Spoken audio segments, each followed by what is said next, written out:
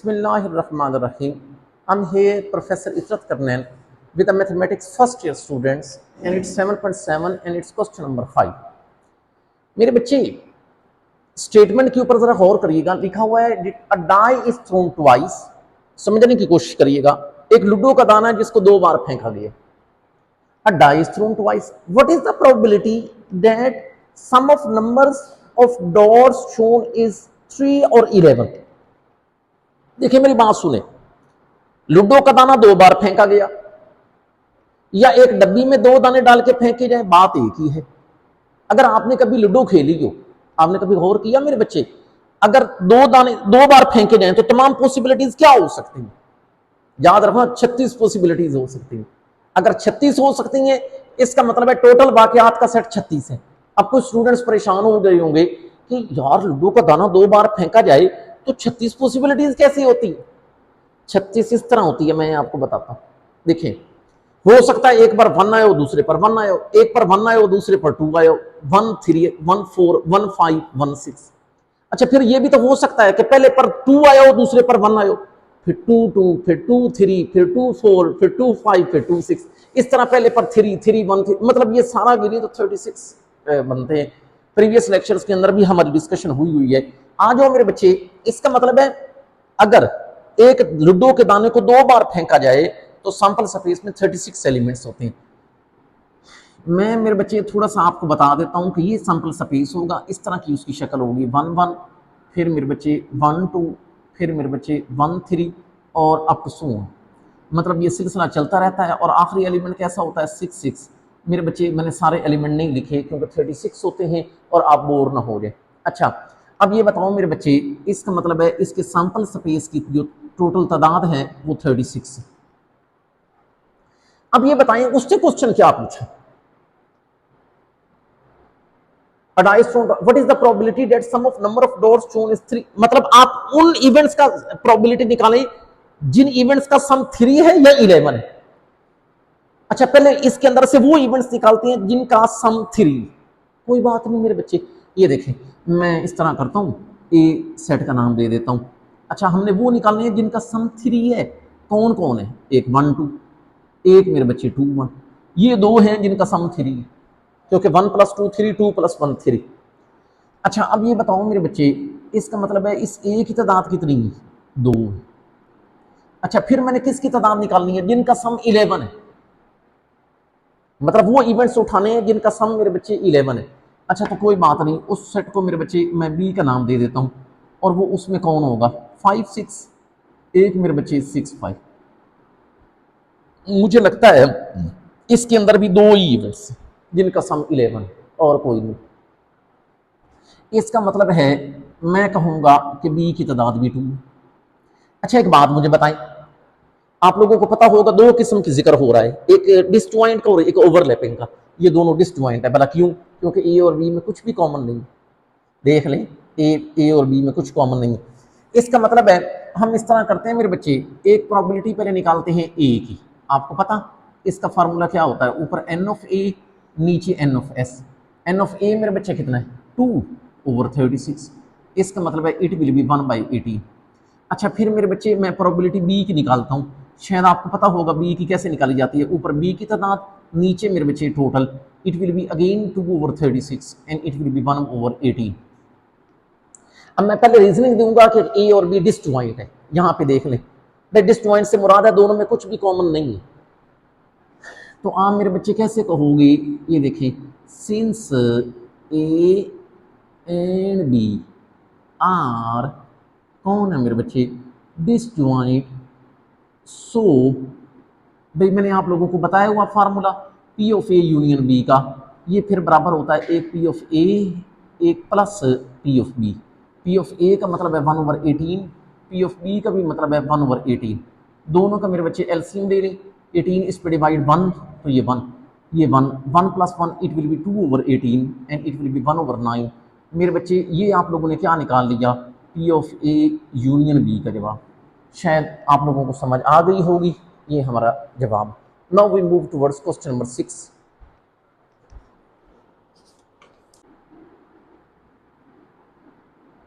To dice are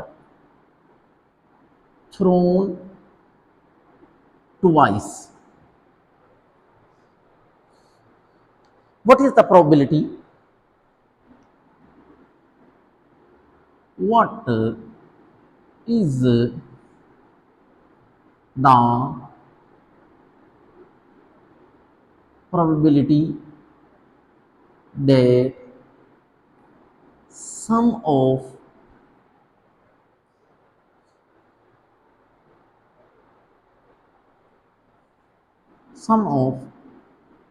number of dots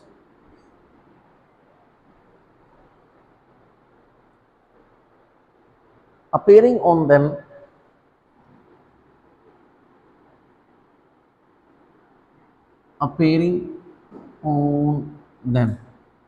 is 4 और 6। मेरे बच्चे हम क्वेश्चन के सॉल्यूशन की तरफ आते हैं। 2 लूडो के दाने फेंके गए हैं ट्वाइस, ठीक है। What is the probability that sum of number of dots appearing on them is 4 और 6। अब आपको मेरे बच्चे पता कि जब 2 दाने फेंके गए तो सैंपल स्पेस के अंदर कितने एलिमेंट होते हैं? 36 होते हैं। बड़े अच्छे तरीके से आपको पता है। अब ये देख लें सैंपल स्पेस, मैं तो मेरे बच्चे आपको बना के दिखा देता हूँ। एक 1 1 हो सकता है, पहले पर 1 आया वो दूसरे पर 1, पहले पर 1 आया वो दूसरे पर 2, पहले पर 1 आया वो दूसरे पर 3, पहले पर 1 आया वो दूसरे पर 4, फिर मेरे बच्चे 1 5, फिर मेरे बच्चे 1 6। इस तरीके से हो सकता है कि पहले पर 2 आया हो, 2 1, फिर 2 2। अच्छा, ये सिलसिला चलता रहेगा, आखिरी सिलसिले में 6 6 आएगा। और याद रखना मेरे बच्चे, इस तरह करके टोटल सैंपल स्पेस की तादाद 36 आ जाएगी। हमने ये देखना है। देखिए हमें कैसे पता चला कि P of A union B निकालना है? मैंने आपको पिछले क्वेश्चन के अंदर भी निशानी बताई थी कि जिस सवाल में दरमियान में और लगाओ, इसका मतलब समझ जाना कि उसके अंदर P of A union B निकालना है। अच्छा, ए इवेंट कैसा है? जिनका सम 4 है, मतलब इसमें से वो इवेंट निकाल लें जिनका सम 4 है। अच्छा, निकाल लेते हैं। मुझे लगता है एक 2 2 है जिनका सम 4 है, एक 1 3 है और एक 3 1 है।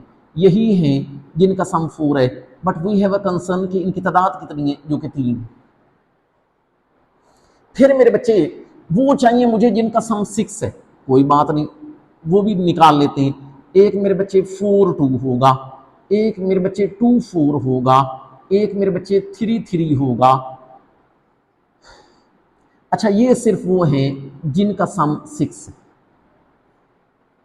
और कोई नहीं रहते जिनका सम 6 है। नहीं, और भी होंगे, ये देख लें। एक मेरे बच्चे वो भी हैं, जैसे मिसाल के तौर पर 1 5, फिर 5 1। इसी तरीके से और कौन से होंगे जिनका सम 6 हो? यही इनकी मेरे बच्चे तादाद के बारे में सोच लेते हैं कि इनकी तादाद कितनी है। इनकी जो तादाद है वो 5, एन ऑफ बी 5 के बराबर। आप और कर लें, ए और बी में कुछ भी कॉमन नहीं है, इसका मतलब है ए और बी डिसजॉइंट है। तो कोई बात नहीं, पहले प्रोबेबिलिटी किसकी निकालते हैं? ए की, जिसका फार्मूला यूं होता है, ऊपर एन ऑफ ए नीचे N of S. N of A का क्या मतलब है? 3/36। तो इसका मतलब है ये आ जाएगा 1/12। फिर मेरे बच्चे मैंने निकालना है प्रोबेबिलिटी ऑफ बी, ऊपर बी की तादाद नीचे एन ऑफ एस। अच्छा, बी की तादाद कितनी है? 5, तो ये 5/36। अच्छा, अब मैं आपको बता के आया हूं कि ए और बी डिसजॉइंट है। मैं बार बार कह रहा हूं, डिसजॉइंट के लिए और फार्मूला है, ओवरलैपिंग के लिए और फार्मूला है। ये शुरू के लेक्चर में हमारी डिस्कशन हुई है। यहाँ पर ए और बी डिसजॉइंट है, क्यों? क्योंकि उनमें कुछ कॉमन नहीं है।